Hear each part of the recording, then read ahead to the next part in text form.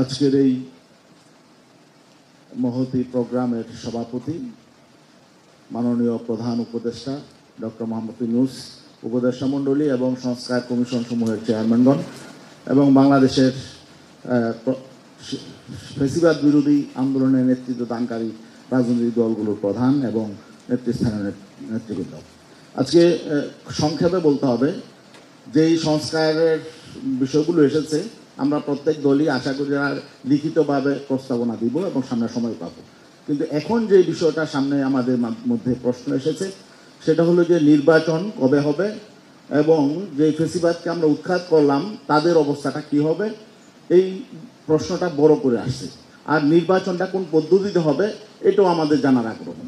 এখানে নির্বাচন সংস্কার কমিশন নির্বাচন পদ্ধতির বিষয়ে এখানে দুইটা সংবিধান সংস্কার কমিশনও বলেছে দুইটা কক্ষ, নিম্ন কক্ষ উচ্চ কক্ষ। সেক্ষেত্রে উচ্চ কক্ষে সংখ্যানুপাতিক পদ্ধতি রাখা হয়েছে, কিন্তু এখানে আবার অর্ধেক অরাজনৈতিক ব্যক্তি লাগবে। উচ্চ কক্ষে সংখ্যানুপাতিক পদ্ধতি ঠিক আছে, কিন্তু এখানে রাজনৈতিক দলগুলো স্বাধীনতা কেড়ে নেওয়া হয়েছে। এখানে রাজনৈতিক দলগুলো যেভাবে চাবে তাদের প্রতিনিধি সেভাবে হওয়া দরকার। হ্যাঁ, এখানে একটা গাইডলাইন দেওয়া যেতে পারে। আর আমরা চাই নিম্নকক্ষ সংখ্যানুপাতিক পদ্ধতি হোক, কারণ আমাদের মাননীয় প্রধান উপদেষ্টা একটু আগে যে কথা বলেছেন যে যদি আমরা সংস্কার ঠিকমতো না করি তাহলে আবার একটি পরাক্রমশালী শক্তি সামনে এসে সব লণ্ডভণ্ড করে দিতে পারে। এই আশঙ্কাটা কিন্তু থেকে যায়।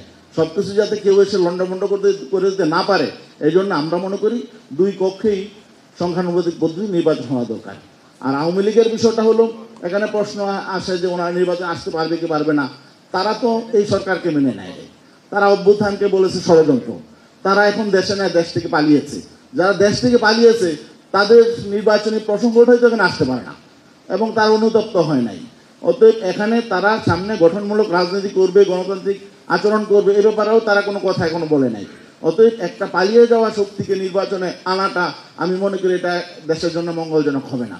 অতএব এই ব্যাপারে আমাদের অবস্থা অত্যন্ত পরিষ্কার। আরেকটা বিষয় হলো যে নির্বাচন কবে হবে, আমরা মনে করি আগামী 1 বছরের মধ্যে নির্বাচন হওয়া দরকার। আর স্থানীয় নির্বাচনটা জাতীয় নির্বাচনের আগে হওয়া প্রয়োজন, কারণ আমরা অতীতে দেখেছি কোনো দলীয় সরকারের অধীনেই স্থানীয় নির্বাচন সুষ্ঠু নিরপেক্ষ হয় নাই।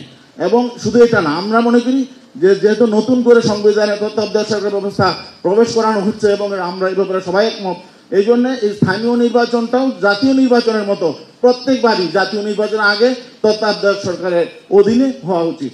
এটা হলো আমাদের বক্তব্য। আরেকটা কথা হলো যে যাতে ফ্যাসিবাদী শক্তি পুনর্বাসিত হতে না পারে এ ব্যাপারে আমরা সবাই একমত থাকবো। আর একটা জাতীয় সনদের কথা বলেছে, এ ব্যাপারে আমাদের দল একমত।